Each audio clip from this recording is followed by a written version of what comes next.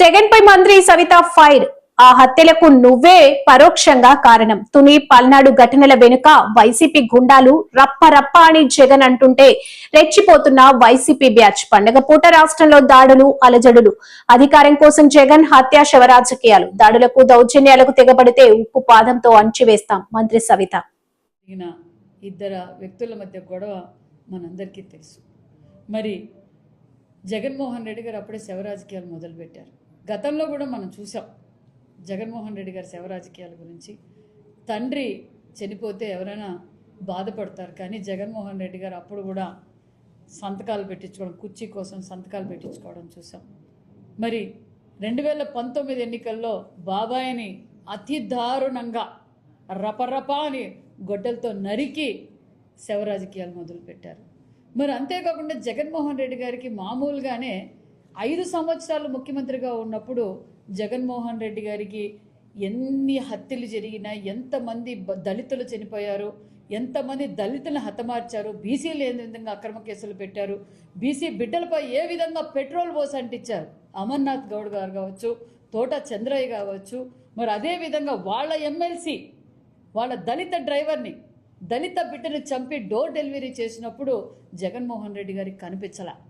ఇప్పుడు ప్రతిపక్షంలో వచ్చిన తర్వాత 11 సీట్లకు పరిమితమైన తర్వాత దళితులపైన ప్రేమ, బడుగు బడిహీన వర్గాలపైన ఎక్కడలేని ప్రేమ జగన్మోహన్ రెడ్డి గారికి కనిపిస్తుంది.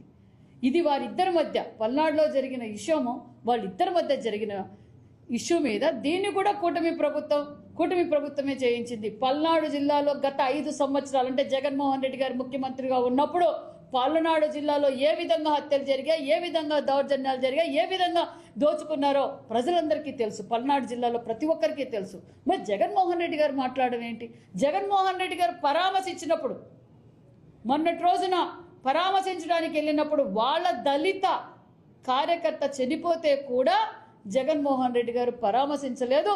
జగన్మోహన్ రెడ్డి దాని గురించి మాట్లాడు.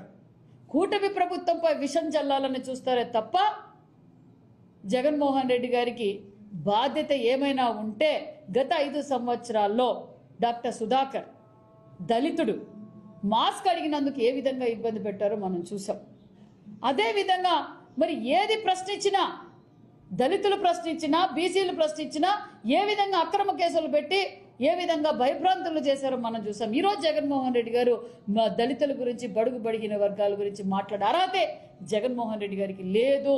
జగన్మోహన్ రెడ్డి గారి దళితుల ద్రోహి, బీసీల ద్రోహి, రాష్ట్ర ద్రోహి అనే విషయం కూడా మీకు తెలియజేస్తున్నాం. మీరు ఎన్ని శవ రాజకీయాలు చేసినా, ఎన్ని ఇబ్బంది పెట్టాలనుకున్నా, ఎంతమందిని రప మీ కార్యకర్తలు చేయడం వల్ల ఈరోజు మీరు, మీ నాయకులు రపరపా అని నరుకుతాం, మా అధికారంలోకి వస్తే రపరపా నరుకుతామని ఏ విధంగా అయితే ప్రజలను రెచ్చగొడుతున్నా, దానికి కారకులు కూడా నిన్న జరిగిన హత్యల్లో కూడా, నిన్న జరిగిన గొడవలకు కూడా కారణం మీరే జగన్మోహన్ రెడ్డి గారు.